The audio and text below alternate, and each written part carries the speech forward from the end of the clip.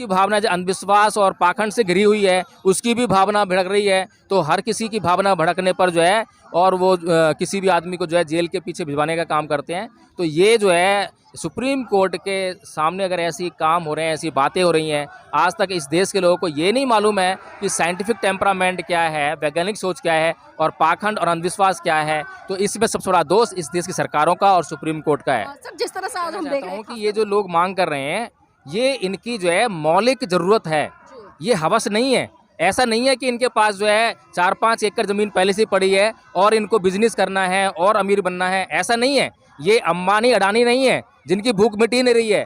अरबपति हो गए, खरबपति हो गए हैं, एशिया के प्रथम जो है पूंजीपति हो गए हैं, फिर भी उनकी भूख नहीं मिट रही है। ये लोग वे लोग हैं जो खाना खाने के लिए, अपने बच्चों को शिक्षा देने के लिए, अपने बच्चों को अच्छे कपड़े पहनाने के लिए, अपना जीवन स्तर सुधारने के लिए वो ज़मीन का टुकड़ा मांग रहे हैं, जो कि उनकी जो है मौलिक ज़रूरत है। को दिखाने का काम कर रहे हो, जो कि भीड़ नाम की बात ही नहीं है कहीं पर जो है। तो आप कम से कम जो सच में जो भीड़ आई है उसको तो थोड़ा सा दिखा दो। आप अगर उसको घंटों घंटों कवर कर रहे हो, इसको 1 मिनट का तो कवरेज दे दो। अगर 1 मिनट की भी कवरेज जो है ऐसे आंदोलनों को मिल जाए तो वास्तव में इस देश में जो देश का जो नागरिक है, देश की जो जनता है, वो अपने सच्चे आंदोलन को समझ पाएगी, अपने सच्चे नेताओं को समझ पाएगी। और सच्चे आंदोलन को समझने के बाद, सच्चे नेताओं की जानकारी होने के बाद इस देश के नागरिक जो हैं जब वोट देने के लिए जाएंगे तो उन्हें पता होगा कि किसको वोट देना है और किसको वोट नहीं देना है। % से ऊपर लोग जो हैं अपने साधनों से आए हैं, अपना पैसा खर्च कर आए हैं। और सबसे बड़ी बात यह नीलम जी कि अपने साथ में खाना लेकर आए हैं, अपने साथ में पानी भी लेकर आए हैं। और इस तरह के आंदोलन हमने जो है बहुत कम देखे हैं। हवाई आंदोलन तो खूब देखे हैं, जहाँ पर कि बहुत बड़ा जनसैलाब होता है, उसके पीछे बहुत बड़ी फंडिंग होती है, बहुत बड़े पूंजीपति होते हैं। और ऐसी भीड़ हमने जो है कांग्रेस की देखी है, बीजेपी की देखी है। उनकी भीड़ नहीं होती है वहाँ पर, आपको भीड़ दिखाई नहीं देगी, लेकिन मीडिया जो उनको कवरेज देती है वो इस प्रकार दिखाती है कि जैसे संविधान है, संविधान का जो आर्टिकल 19 है वो जो है इस देश के नागरिकों को कहीं पर भी पीसफुल असेंबली का अधिकार देता है, अपनी जो स्वतंत्रता पूर्वक जो है अपने विचारों की स्वतंत्र अभिव्यक्ति की आज़ादी की स्वतंत्रता देता है। तो आप जो है किस कानून के जरिए आप जो है या किस संवैधानिक प्रावधान के जरिए जो है आप उनको गिरफ्तार करने का काम करेंगे या इस प्रदर्शन को आप रोकने का काम करेंगे? नमस्कार, आप देख रहे हैं एनबी न्यूज़ 24x7 नीलम बोध के साथ। और साथियों, आज है हम उत्तर प्रदेश के गोरखपुर में। जी हां, आज लगातार यहां पर सुबह से एक बहुत बड़ा आंदोलन हो रहा है और आंदोलन की जो मांगे हैं वो है कि 1 एकड़ ज़मीन हर उस व्यक्ति को मिले जिसको ज़रूरत है। और इस आंदोलन की अगुवाई जो कर रहे हैं श्रवण कुमार निराला जी हैं और उन्हीं के नेतृत्व में ये आंदोलन हो रहा है। और आपको जानकर आश्चर्य होगा कि यहाँ पर आज लाखों की संख्या में महिलाओं की उपस्थिति रही। जो लोग कहते थे कि महिलाएँ घर से नहीं निकलती है, लेकिन आज हमने गोरखपुर में देखा कि तमाम बहुजन समाज की महिलाएं अपने हक अधिकारों के लिए सड़कों पर उतरी हैं। और आज जिस तरह से पूरा दिन मतलब एक तरह से लोगों की डिमांड जारी है कि जब तक हमें 1 एकड़ ज़मीन के पेपर नहीं मिल जाएंगे, हम यहाँ पर जो गोरखपुर है, गोरखपुर में जो कमिश्नर कार्यालय है वहाँ पर डेरा डाला हुआ है, तब तक हम नहीं हटेंगे। तो इसी कड़ी मेरे साथ में एडवोकेट जय भीम प्रकाश जी हैं, दिल्ली से चलकर आए हैं। सर, इस तरह के आंदोलनों को आप किस तरह से देखते हैं? देखिए, बहुत ही महत्वपूर्ण और एक प्राकृतिक अधिकार के लिए आंदोलन हो रहा है। प्राकृतिक अधिकार मैं इसलिए बोल रहा हूँ क्योंकि जब बच्चा जो है कहीं पर भी जन्म लेता है तो उसको जो है ऑक्सीजन लेने का उसका जो है प्राकृतिक अधिकार है। उससे अगर कोई भी उसको वंचित करता है तो वो जो है क्या कहेंगे, उसको राक्षसी कहेंगे। इसी तरह से उस जगह पर जो है उसको पानी पीने का जो है प्राकृतिक अधिकार है, मतलब उसको जीने का प्राकृतिक अधिकार है। अगर इसी तरह से हम अधिकारों की बात करें तो वो व्यक्ति को जो है उस पृथ्वी पर, उस भूमि के टुकड़े पर रहने का भी अधिकार है, झोपड़ी बनाने का अधिकार है, मकान बनाने का अधिकार है। और जो अपना जीवन यापन उसको करना है उसके लिए उसको भूमि चाहिए, तो भूमि के टुकड़े का भी उसको जो है प्राकृतिक अधिकार है। तो ये प्राकृतिक अधिकार हैं। मैं ये समझता हूँ कि संपत्ति का अधिकार जो है मूल अधिकारों में शामिल होना चाहिए और ये प्राकृतिक अधिकार है। और सबसे बड़ी बात तो नीलम जी ये है कि ये सरकार की नीयत का मामला है।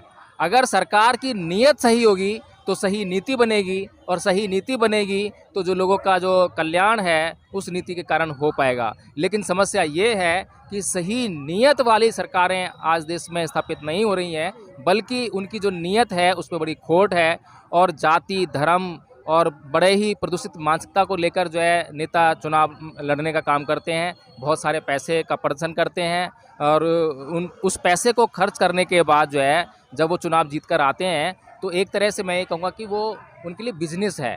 पहले पैसा इन्वेस्ट करते हैं खर्च करके जो है, और बाद में जब वो जीत कर आते हैं तो उस पैसे की वसूली करते हैं। तो जब पैसे की वसूली होगी तो जनता के लिए कोई काम नहीं हो पाएगा। इसीलिए ये जो श्रवण कुमार जी जो क्या नाम है मांग यहाँ पे उठा रहे हैं, लोगों को एक इतना अच्छा तरीके से उन्होंने कोऑर्डिनेट किया है, और आज लाखों की संख्या में यहाँ पे भीड़ है और पूरा कमिश्नरेट जो है घबराया हुआ है, सारा पुलिस प्रशासन घबराया हुआ है। जब यहाँ पर हम शुरू में आए थे तो मजिस्ट्रेट साहब खड़े हुए थे और उनसे हमने बात करने का प्रयास किया तो कह रहे थे कि यहाँ कोई परमिशन नहीं है। अभी जो क्या नाम है श्रवण कुमार निराला जी हैं वो आएंगे तो उनको हम जो है अरेस्ट करेंगे, उनसे पूछेंगे परमिशन कहाँ है। तो हमने कहा भाई कि जो संविधान है, संविधान का जो आर्टिकल 19 है वो जो है इस देश के नागरिकों को कहीं पर भी पीसफुल असेंबली का अधिकार देता है, अपनी जो स्वतंत्रता पूर्वक जो है अपने विचारों की स्वतंत्र अभिव्यक्ति की आज़ादी की स्वतंत्रता देता है। तो आप जो है किस कानून के जरिए आप जो है या किस संवैधानिक प्रावधान के जरिए जो है आप उनको गिरफ्तार करने का काम करेंगे या इस प्रदर्शन को आप रोकने का काम करेंगे। और दूसरी बात ये है कि या आपने कुछ यहाँ जो कचहरी है, कमिश्नरेट है, यहाँ पर जो है एंट्री के लिए कोई आपने ऐसा कोई नियम बनाया हो कि इतने ही लोग आ सकते हैं, इससे ज़्यादा लोग आएंगे तो उनको बाहर रखा जाएगा। तो ऐसा कोई कानून भी नहीं है, ऐसा कोई नियम भी नहीं है। तो आप किस कानून या किस नियम के अंतर्गत जो है आप इस प्रदर्शन को रोकेंगे। और ये जो लोग यहाँ पर इकट्ठा हुए हैं, वास्तव में यहाँ पर देखा जाए तो कोई दिखावा मुझे दिखाई नहीं दे रहा है। बहुत ही ज़मीनी स्तर का आंदोलन यहाँ पे हो रहा है, और ये लोग जो हैं अपने घरों से अपने किराए भाड़े से चलकर आए हैं। कहीं कहीं कुछ व्यवस्था हुई होगी, लेकिन अधिकांश लोग 90% से ऊपर लोग जो हैं अपने साधनों से आए हैं, अपना पैसा खर्च कर आए हैं। और सबसे बड़ी बात यह नीलम जी कि अपने साथ में खाना लेकर आए हैं, अपने साथ में पानी भी लेकर आए हैं। और इस तरह के आंदोलन हमने जो है बहुत कम देखे हैं। हवाई आंदोलन तो खूब देखे हैं, जहाँ पर कि बहुत बड़ा जनसैलाब होता है, उसके पीछे बहुत बड़ी फंडिंग होती है, बहुत बड़े पूंजीपति होते हैं। और ऐसी भीड़ हमने जो है कांग्रेस की देखी है, बीजेपी की देखी है। उनकी भीड़ नहीं होती है वहाँ पर, आपको भीड़ दिखाई नहीं देगी, लेकिन मीडिया जो उनको कवरेज देती है वो इस प्रकार दिखाती है कि जैसे लाखों की संख्या भीड़ आई हो। आज यहाँ पर जो गोरखपुर की जो भी यहाँ लोकल मीडिया है या जो मेन मीडिया जिसे कहते हैं, जो गोदी मीडिया जिसको हम लोग नाम पुकारते हैं, आज इस आंदोलन से बिल्कुल नदारत है। आपको ना किसी न्यूज़पेपर में ये खबर पढ़ने को मिलेगी कल जो है, ना किसी आपको टीवी में कोई जो एबीपी है या एनडीटीवी है, आज तक है, इस खबर को कोई भी लाइव नहीं दिखा रहा है। जबकि वहीं पर मोदी जी की जो बड़े वो जो लगाए जाते हैं, उनके जो है टेंट और कैंप वगैरह लगाए जाते हैं जो है, और उसमें जो है कुछ 100-200-400 लोग की भीड़ वहाँ पे आती है, सारी कुर्सियाँ खाली दिखाई देती हैं। वहाँ पर जो है वो गोदी मीडिया सारी गोदी मीडिया वहाँ जब पहुँच जाती है और उसकी हर एक खबर दिखाने का काम करती है। तो ये जो अगर लोकतंत्र का जो चौथा स्तंभ जो है मीडिया को कहा गया है, तो इसके लिए थोड़ा सा इस मीडिया को थोड़ी शर्म करनी चाहिए, थोड़ी सी लाज होनी चाहिए। थोड़ी सी तो लाज हो कम से कम जो है। अरे भाई, आप जो है उस भीड़ को दिखाने का काम कर रहे हो, जो कि भीड़ नाम की बात ही नहीं है कहीं पर जो है। तो आप कम से कम जो सच में जो भीड़ आई है उसको तो थोड़ा सा दिखा दो।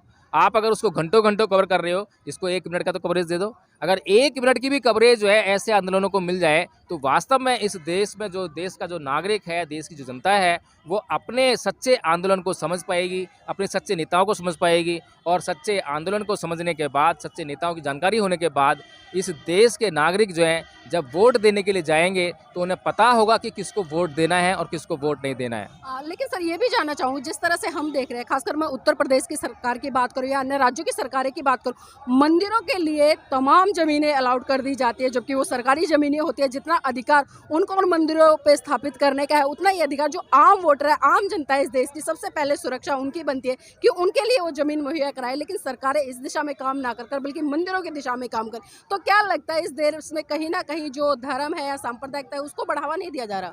देखिए नीलम जी, धर्म सांप्रदायिकता वो तो बात ठीक है, लेकिन मैं ये कहना चाहता हूँ कि ये जो लोग मांग कर रहे हैं, ये इनकी जो है मौलिक ज़रूरत है, ये हवस नहीं है। ऐसा नहीं है कि इनके पास जो है 4-5 एकड़ ज़मीन पहले से पड़ी है और इनको बिजनेस करना है और अमीर बनना है, ऐसा नहीं है। ये अंबानी अडानी नहीं है जिनकी भूख मिट ही नहीं रही है। अरबपति हो गए, खरबपति हो गए हैं, एशिया के प्रथम जो है पूंजीपति हो गए हैं, फिर भी उनकी भूख नहीं मिट रही है। ये लोग वे लोग हैं जो खाना खाने के लिए, अपने बच्चों को शिक्षा देने के लिए, अपने बच्चों को अच्छे कपड़े पहनाने के लिए, अपना जीवन स्तर सुधारने के लिए वो ज़मीन का टुकड़ा मांग रहे हैं, जो कि उनकी जो है मौलिक ज़रूरत है।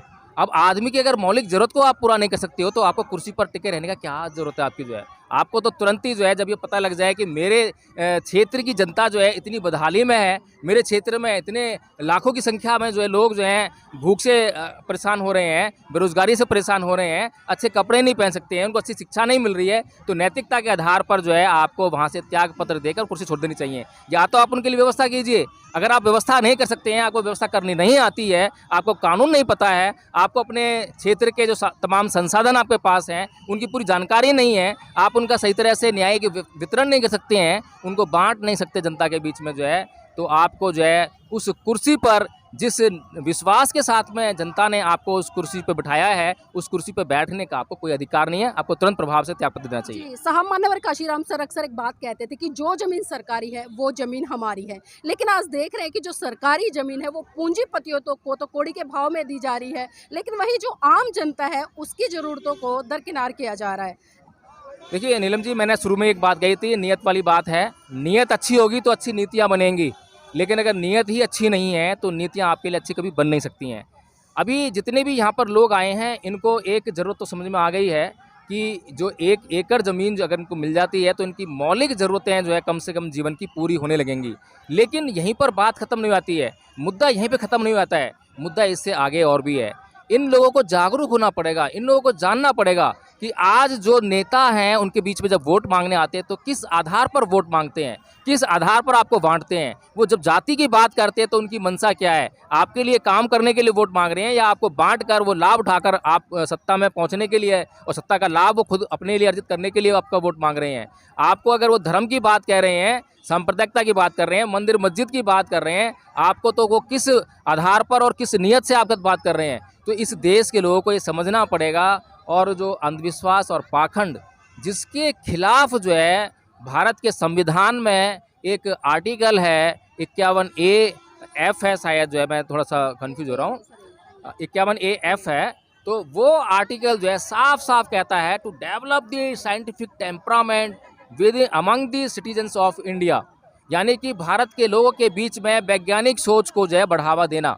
अब वैज्ञानिक सोच को बढ़ावा देने के लिए मैं पहले भी कई बार बोल चुका हूँ, सबसे पहले तो हमें इस देश की सुप्रीम कोर्ट का ये दायित्व है। मैं ये समझता हूँ कि सुप्रीम कोर्ट को जो है सुओ मोटो जो है, आज जिस तरह से भावनाओं के भड़कने के बहुत सारे मामले आ रहे हैं, तो सुप्रीम कोर्ट का पहला दायित्व ये बनता है कि वो सबसे पहले तो उन भावनाओं को परिभाषित करे जिनको कह सकते हैं कि हाँ ये भावनाएं भड़की हुई हैं या ऐसा करने पर ये भावनाएं भड़केंगी।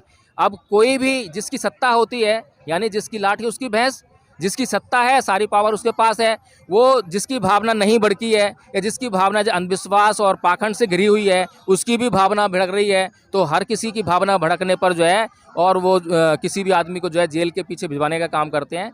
तो ये जो है सुप्रीम कोर्ट के सामने अगर ऐसी काम हो रहे हैं, ऐसी बातें हो रही हैं, आज तक इस देश के लोगों को ये नहीं मालूम है कि साइंटिफिक टेम्परामेंट क्या है, वैज्ञानिक सोच क्या है और पाखंड और अंधविश्वास क्या है, तो इसमें सबसे बड़ा दोष इस देश की सरकारों का और सुप्रीम कोर्ट का है। सर, जिस तरह से आज हम देख रहे हैं खासकर बहुजन समाज पर जो एट्रोसिटी हो रही है, चाहे वो किसी भी तरह से देख ले, हम धरातल पर देख ले या प्रशासनिक तौर पर देख ले, क्योंकि एट्रोसिटी आज कम नहीं बल्कि वो बढ़ती जाए, तो क्या लगता है जब एट्रोसिटी होती है, बहुजन समाज के जो लोग प्रोटेस्ट करते हैं या बड़े बड़े आंदोलन करते हैं, उन आंदोलनों में अगर सांस्कृतिक परिवर्तन हो जाए तो क्या लगता है कि सफलता या जो समस्या है, जो एट्रोसिटी है, वो रुक जाएंगी? देखिए, आपने बहुत बढ़िया बात कही है, सांस्कृतिक परिवर्तन की आज बहुत भारी ज़रूरत है, क्योंकि इस देश में अब तक जिस संस्कृति ने अपना प्रभाव जमाया हुआ है, उस संस्कृति के मार्फत जितने भी काम हुए हैं उससे जो है ये जो समाज है ये प्रदूषित हुआ है, इस समाज की मानसिकता प्रदूषित हुई है। इस समाज में जो है आपको जो है हत्या, बलात्कार, दुनिया भर के जितने भी जुर्म हैं वो आपको होते हुए दिखाई दे रहे हैं, और ये जुर्म जो है थमने का नाम ले रहे हैं बल्कि बढ़ते जा रहे हैं। तो आज जो है उस संस्कृति को पहचानने की ज़रूरत है जो हमें नुकसान दे रही है, फिर उस संस्कृति को भी पहचानने की ज़रूरत है जिस संस्कृति तरफ जो है परम पूज्य बाबा साहब डॉक्टर भीमराव अम्बेडकर ने 1956 में इशारा किया। मैं बौद्ध संस्कृति की बात कर रहा हूँ, जिस बौद्ध संस्कृति के प्रभाव में ये देश नहीं बल्कि इस देश के आसपास की जितनी भी सीमाएं थी, जहाँ जहाँ तक बौद्ध धर्म गया वहाँ का जो जीवन जो है, सामाजिक जीवन जो है बहुत समृद्धशाली हुआ, बहुत संपन्न हुआ, बहुत विकसित हुआ। तो आज जो है इस देश के लोगों को उस सांस्कृतिक परिवर्तन की तरफ भी बढ़ना पड़ेगा। अगर अपने जो उनके लिए जो अपना उनका जीवन है, अगर उसको सुखमय और समृद्धशाली बनाना चाहते हैं कष्टों से मुक्ति चाहते हैं तो उनको जो है उस संस्कृति के बारे में जानना पड़ेगा, सोचना पड़ेगा और बाबा साहब डॉक्टर भीमराव अंबेडकर की बातों पर जो है बड़ी गंभीरता से गौर करना पड़ेगा।